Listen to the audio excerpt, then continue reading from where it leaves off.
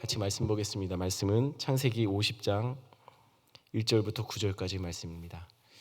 창세기 50장 1절부터 9절까지 말씀입니다.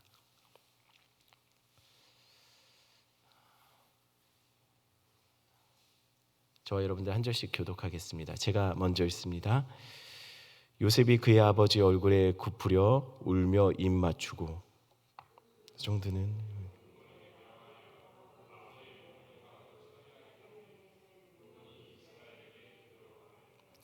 40일이 걸렸으니 향후를 처리하는 데는 이 날수가 걸림이며 애굽 사람들은 70일 동안 그를 위하여 곡하였더라.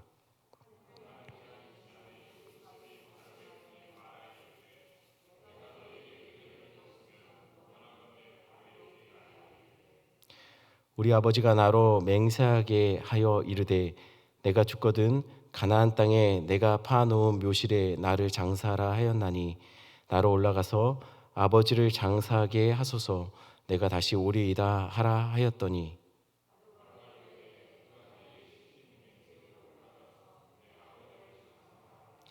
요셉이 자기 아버지를 장사하러 올라가니 바로의 모든 신하와 바로 궁의 원로들과 애굽 땅의 모든 원로와 요셉의 온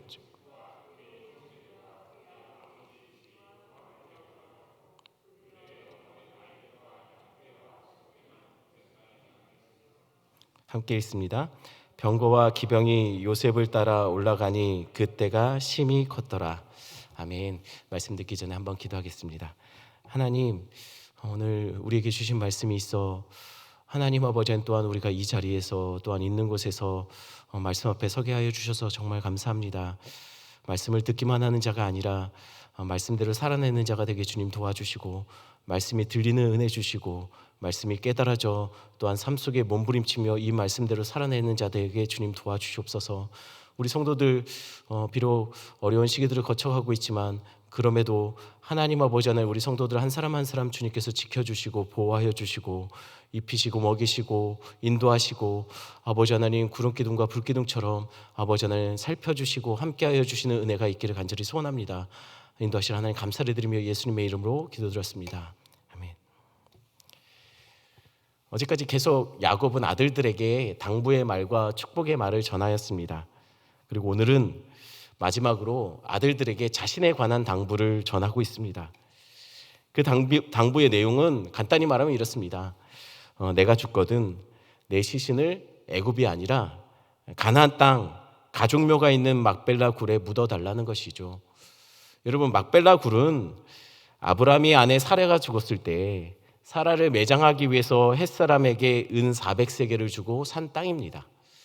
그런데 사실 햇사람 에블론은 아브라함에게 돈을 안 받겠다고, 원하면 사라를 당신이 원하시고 기뻐하시는 곳에 묻어도 좋다라고 얘기했습니다. 그런데 아브라함은 굳이 은 400세겔을 주고 이 땅을 샀습니다. 그런데 사실 시세에 따지면 어떤 사람은 수십 배라고도 얘기합니다. 말도 안 되는 가격으로 산 거예요. 돈 안 받겠다고 했는데, 괜찮다고 했는데 정작 받은 것은 너무나 엄청난 가격에 사서 이 땅에 사라를 묻게 된 것이죠. 이곳에 야곱에게 있어서는 할아버지였던 아브라함과 사라가 그곳의 땅에 묻혔습니다. 그리고 아버지인 이삭과 어머니 리브가도 이 막벨라 굴에 묻혔습니다. 그리고 아내 중에 하나였던 레아도 이곳에 묻혔습니다. 그리고 지금 야곱은 자신도 그곳에 묻어달라고 요청하고 있는 것이에요. 그런데 이상한 것이 있습니다. 왜 애굽이 아니라 가나안 땅에 묻어달라고 하는 것일까요? 저희 장모님이 소천하셨을 때 저희 장모님과 장인어른이 사시던 곳이 경남 사천이었습니다. 그런데 대부분의 자녀들은 경기도권에 와 있었고, 어차피 또 장인어른도 혼자 계시니 사천에 혼자 계시는 것보다 경기도로 올라오는 게 좋을 것 같아 권면해드리고, 그리고 나서 장모님을 사천 쪽에 모시지 않고 경기도 쪽에 모셨습니다. 가까운 곳에 모셔야지 한 번이라도 더 찾아뵐 거 아닙니까? 아무래도 가까운 곳에 계셔야 이것저것 관리해드리고 하는 것도 더 편할 거 아닙니까? 그러니 가까운 곳에 모시는 것이 당연하다고 생각했습니다. 야곱도 이미 모든 가족들도 애굽에 이주해 와 있는 상태입니다. 그런데 이상한 것은 가나안 땅에 자신을 묻어달라고 하는 것이죠. 게다가 바로는 야곱의 가족들에게 굉장히 호의적이었어요. 애굽에서 지내는 것이 불편함이 없었다는 겁니다. 반면 가나안 땅은 척박하죠. 그곳 사람들은 야곱의 가족들에 대해서 호의적이지 않았습니다. 늘 그들의 눈치를 주고 이리 치이고 저리 치며 그들은 살았다라는 거예요. 뭐 이것뿐이겠습니까? 애굽에서 가나안 땅으로 시신을 운구해 가는 것, 굉장한 수고와 비용과 시간이 걸리는 일입니다. 그런데도 야곱은 굳이 애굽에서 자신을 묻지 말고 가나안 땅에 자기를 묻어달라고 그렇게 요청하는 겁니다. 도대체 왜 그러는 것일까요? 일단 이 이유에 대해서는 첫 번째로 당시 문화 때문입니다. 당시 사람들은 낯선 땅에 죽어서 낯선 곳에 묻히는 것을 신의 저주라고 생각했지요. 그러니 야곱은 자신을 애굽이 아닌 가나안 땅에 묻어달라고 한 겁니다. 그러면 야곱의 입장에서는 애굽이 낯선 땅이라고 얘기한 거예요. 가나안 땅이 자신에게 익숙한 땅이라고 말하는 것이죠. 하지만 애굽이 왜 낯선 땅입니까? 지금 야곱의 가족들이 애굽으로 이주해 와 있는 거 아닙니까? 그냥 이곳에 완전히 정착해도 나쁠 것이 없어 보이지 않습니까? 왜냐하면 그들이 있는 곳이 고센 땅이에요. 고센 땅의 별명은 애굽을 먹여 살리는 땅이라고 말할 정도로 굉장히 기름진 땅이라는 거예요. 그러면 거기가 낫지 않습니까? 가나안보다? 가나안 땅에는 그들이 우리 땅이라고 말할 수 있는 명목이 별로 없어요. 그럼에도 불구하고 가나안 땅에 자신을 묻어달라고 그렇게 말하고 있다는 거예요. 왜 그러냐는 것이죠. 그것은 지금 야곱은 자기 죽음을 통해서 이스라엘에 남겨진 자손들에게 지금 메시지를 전하고 있는 겁니다. 어떤 메시지냐면 우리는 이곳에 거할 사람들이 아니라는 거예요. 우리가 돌아갈 땅이 있다라는 것이죠. 즉 지금 야곱은 자신의 시신을 가나안 땅에 묻어달라는 유언을 남김으로 그의 자녀들에게 비록 애굽이 기름지고 풍요한 땅이라 할지라도 우리에게는 이곳이 낯선 땅이라는 겁니다. 우리에겐 돌아갈 가나안 땅이 있다고 메시지를 전하고 있는 겁니다. 잠깐 살 수는 있지만 돌아갈 약속의 땅은 다른 곳이라는 것을 분명히 기억하라는 것이죠. 우리도 이 땅에 잠깐 사는 겁니다. 우리도 이 땅에 낯선 땅처럼 그러니 살아가야 합니다. 이곳에서 너무 정착하고 이곳에 많은 것을 갖고 쌓아두며 사는 것이 아니라는 것이에요. 우리는 이곳에 영원히 거할 자가 아니라 돌아갈 약속의 땅에 있는 사람들이라는 것입니다. 그러니 기억하셔야 합니다. 그것을 알게 하기 위해 야곱은 나를 이곳이 아닌 약속의 땅에 묻어달라고 유언한 것이죠.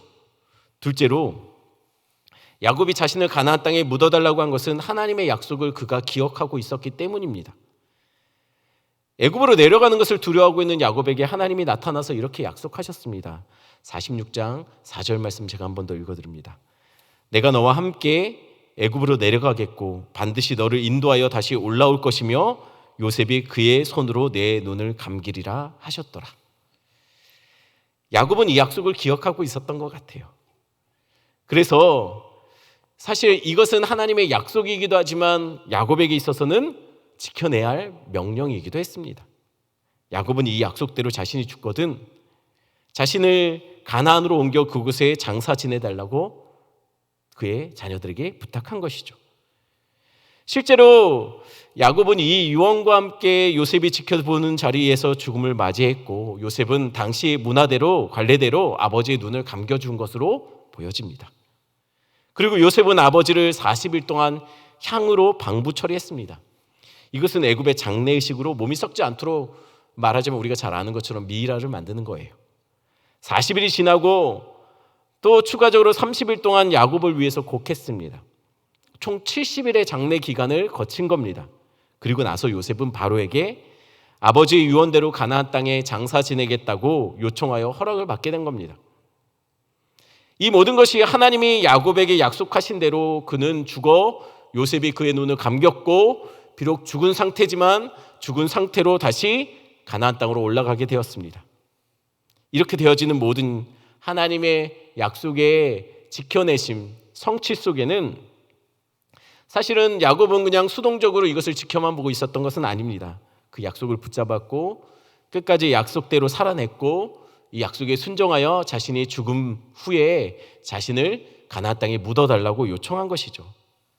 약속은 하나님이 주신 약속은 단지 하나님 약속이니 우리는 수동적으로 기다리면 되는 것이 아니라 순종으로 살아낼 때 그 약속인 삶 속에서 결실을 맺는 겁니다. 여러분 기억하십시오. 말씀대로 사셔야 합니다. 약속을 믿는다면 약속을 받은 자처럼 우리는 그렇게 살아내야 된다는 것이에요.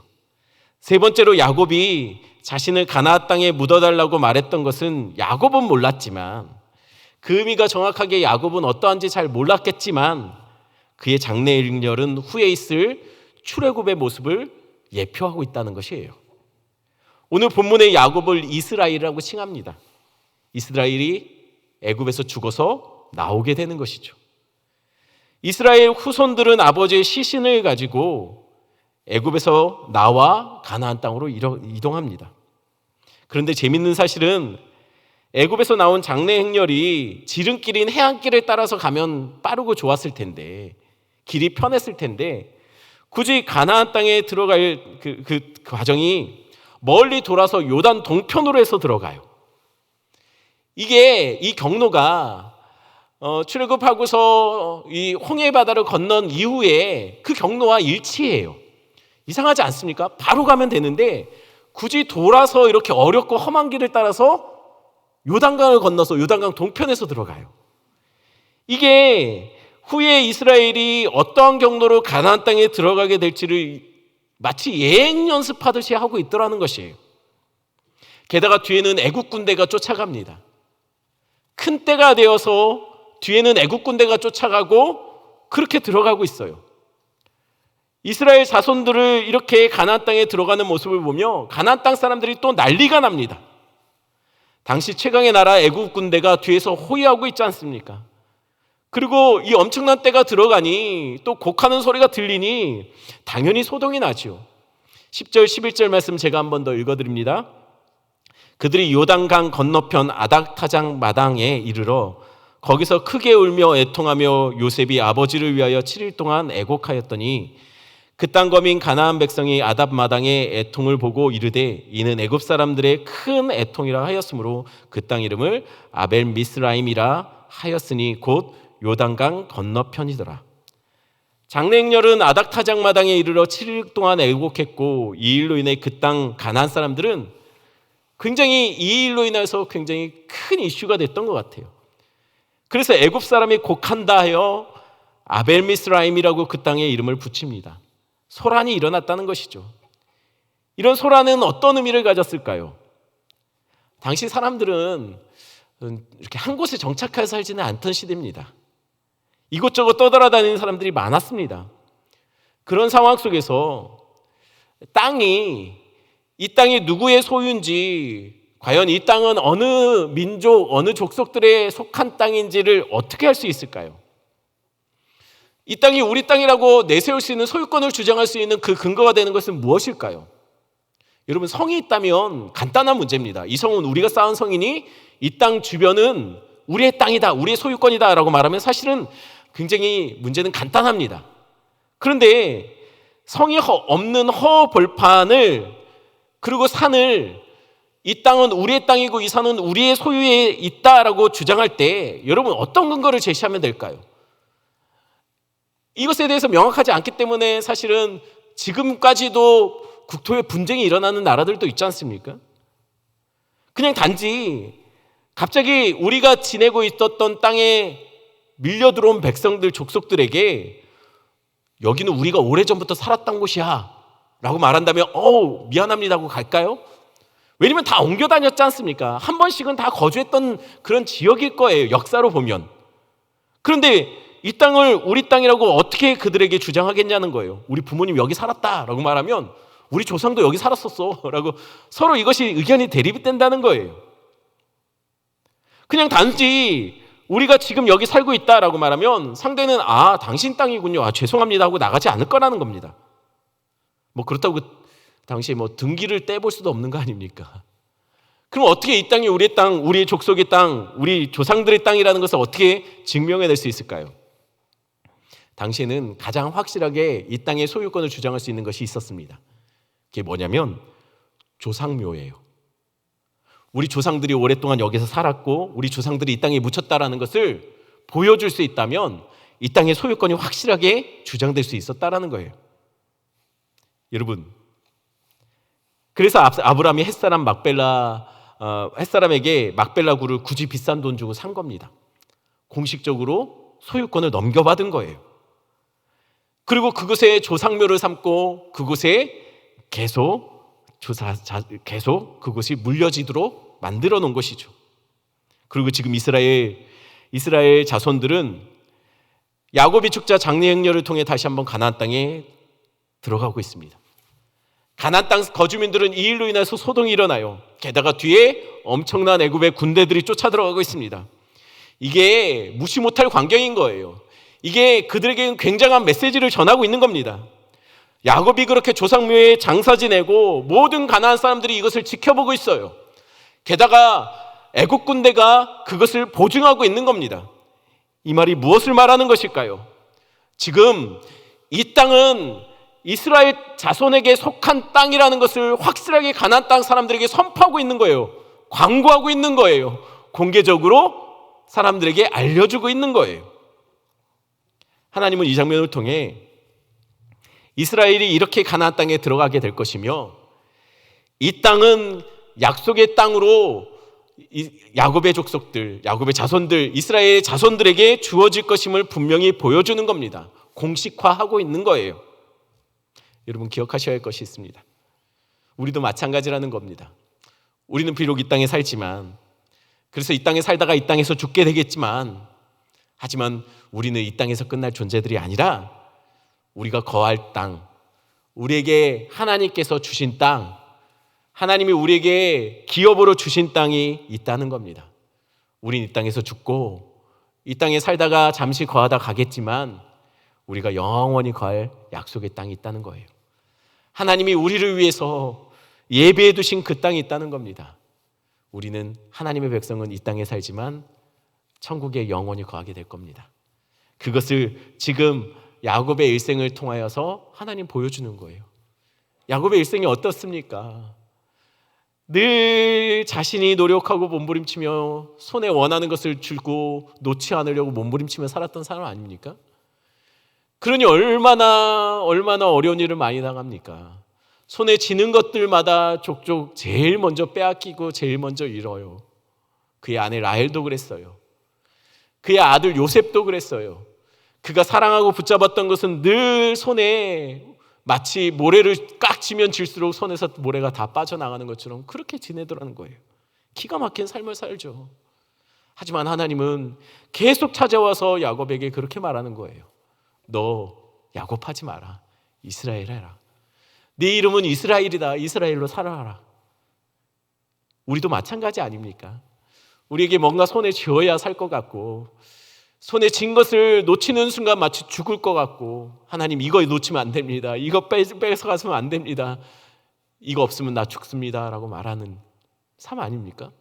그런데 결국은 때가 되면 놓을 수밖에 없는 상황이 돼요. 그렇게 놓을 때 우리 인생은 그때 이스라엘로 영원히 갈 우리의 진짜 처소 약속의 땅으로 가게 되는 것이죠. 그날을 위해서 우리는 준비하듯이 사는 겁니다. 이 시간 말씀 생각하시면서 함께 기도하는 시간을 갖겠습니다. 특별히 위해서 기도할 때 계속 나라 민족을 위해서 기도해 주시고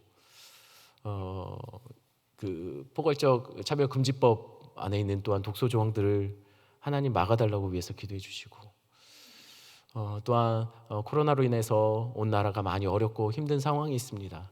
하나님 이 모든 과정들 속에 하나님 너무 이것을 오래가게 하지 않으시고 하나님께서 이제 이 모든 과정들이 해결될 수 있도록 해달라고 위해서 기도해 주십시오. 특별히 위해서 기도할 때 상황만 바뀌지 않고 이 과정을 통과하면서 한국 교회가 더 건강해지고 한국 교회가 더 하나님 앞에 엎드리고 한국 교회가 하나님 앞에 더 가난한 심령으로 나아갈 수 있는 예배를 회복하게 해달라고 위해서 기도해 주십시오. 그리고 이번 주일에 있을 공동예회를 위해서도 하나님 이것을 통해서 오산제일교회가 더욱더 마음이 모아지고 또한 이 과정에 모든 어떤 결과가 나오든지 간에 함께 순종하고 순복하고 함께 기뻐할 수 있는 그런 모든 공동의 가정이 될 수 있도록 해달라고 위해서 기도하십시오. 그리고 특별히 원로 목사님 위해서 기도할 때 원로 목사님이 좀 건강에 어려움이 또 계신 것으로 보입니다. 위해서 기도하실 때 원로 목사님 힘 주시고 원로 목사님 출입에 문제 없도록 주님 도와주시고 또한 기침이나 폐 염증들을 하나님 가라앉게 해달라고 위해서 계속해서 기도하시고 여러분 또 앞에 보여지는 기도 제목들을 가지고 기도하시다가 여러분 각자 기도를 마무리하시면 될 것 같습니다. 함께 기도하겠습니다.